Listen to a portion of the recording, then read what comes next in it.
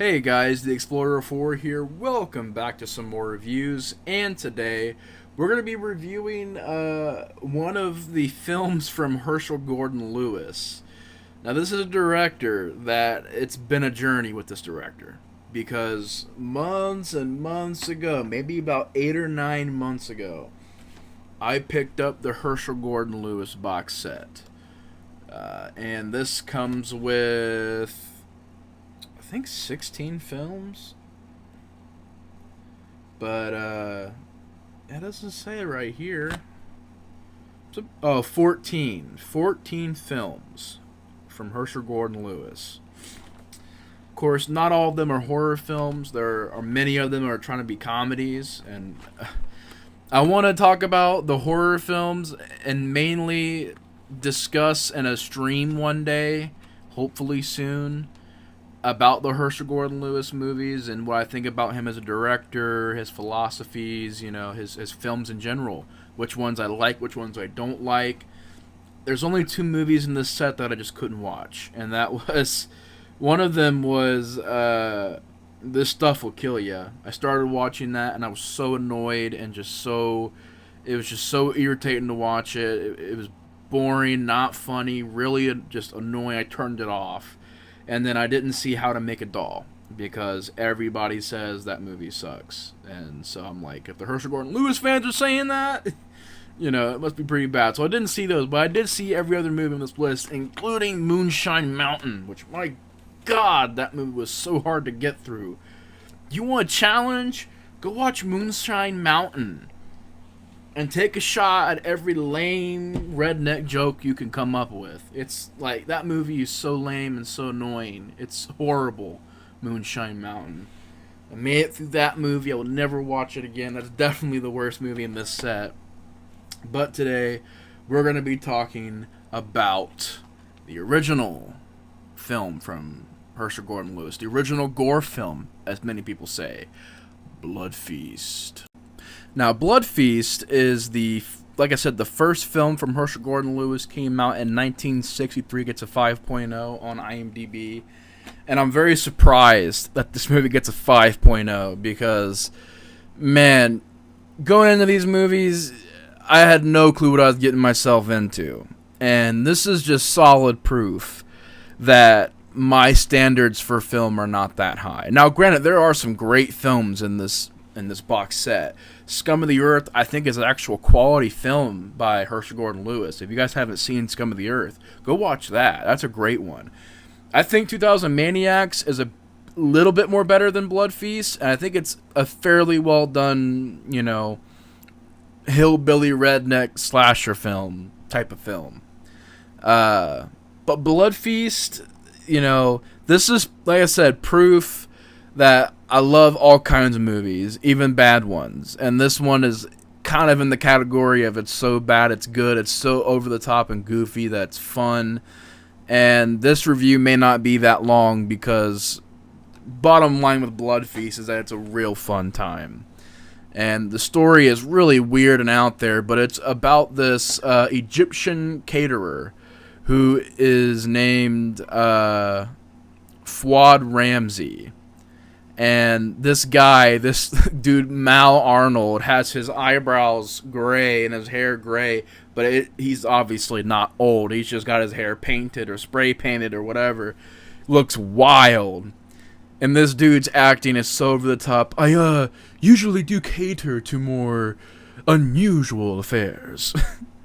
And basically, he believes in this Egyptian god. And he's going to be, Ishtar, the goddess Ishtar. And he's going to be sacrificing these people, mainly these women, to this god by making this feast to the god. And he's going to be taking body parts from each of these victims to sacrifice. And that's the movie. It's blood and guts from there. He's going around slashing up women, mainly, which I know Herschel Gordon Lewis got a lot of flack for having his movies only have women get killed, which later on he would have, dudes get killed he would do She Devils on Wheels, which I actually really enjoy. Let me mention that real quick, too. I actually do think She Devils on Wheels, go check that out as well. That's a great one. But in that one, he finally, he was like, okay, I'll make a movie where I'll make females, kick some butt. And so he made She Devils on Wheels. And that's a great film as well. That's one of his better films. But the cops, I guess you could say, they're trying to figure out what happened. All it is them going, this is all connected, but how? And then just pondering out loud. And there's literally a guy that's reading lines of dialogue off of a piece of paper to the side. I mean, that's the kind of movie we're dealing with here, folks. There's a scene where a guy is supposed to be breaking down with emotion. He's like, oh my God, they killed him. They killed him. It is horrible. I swear to you, that is the acting in that scene. It's just this dude going, oh my God, they killed him. It's just like, what the hell, man? It's so fun. This movie was a blast to watch. It's real short. It's not even an hour and 20 minutes. This is an hour and 7 minutes. So this is kind of barely a film. I don't even know if that counts the credits, but this is a real short movie. Kind of too short. It goes by real fast. And yeah, I mean, when you're going into this movie, just know what you're getting, man. It's just the gore effects, you can tell, are just, parts they got from a slaughterhouse. They put some red paint on it and called a tongue from a human when it's really a tongue from like a cow or something like that. But I must say, I mean, for the time, 1963, is before makeup effects were doing gore and stuff like that, so they had to actually go out and get real guts and stuff from the slaughterhouse. Considering how much money it was made for, considering the limitations of the time, it was interesting to see how all this started out. Like, this is back before anybody was doing this. And a lot of people can say, well, Giallos. Even Giallos at 1963 weren't doing stuff like this, where it was just showing the gore for minutes. And, it's not horrible. I wouldn't say. I would much rather this than some bad CGI, honestly. I think this works, honestly, better than the bad CGI. At least some bad practical effects. They're still practical. They still look a little bit nasty. But yeah, you got him pulling tongues out, pulling guts out, chopping heads off, chopping legs and arms off. And of course, it's just really noticeable bright red paint. I love the whole bright red paint for blood back in the day. But yeah, I mean, it's not really got the best acting. It's got horrible acting, actually. A lot of the lines were like, so, Sue, how are you doing today? I'm doing just fine. About to throw a party. And that's, a lot of the acting is like that. The lead chick, I really didn't care about this lead chick at all. Apparently she was some model they got. And, you kind of tell. Her acting is horrible. You don't really go into this movie for characters or chemistry or writing. This is purely a blood fest. It's a blood feast. It's a blood fest. It's all about the gore, the effects, the over-the-top nature. It's also very, very just silly fun.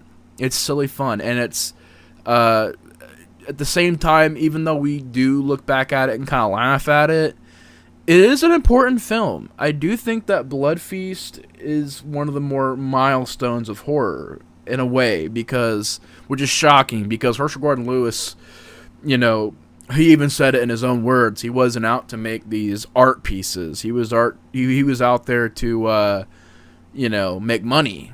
He's a businessman, so he wasn't out there trying to make this deep metaphorical horror film.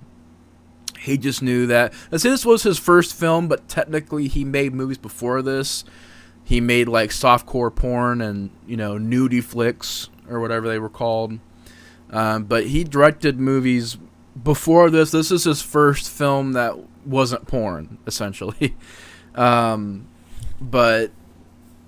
yeah, I think that even though we do look back and we kind of laugh at this movie, I think it still is very important. I think it's very important because, like I said, there wasn't films before this doing this, where it was showing guts and brains and tongues and all that.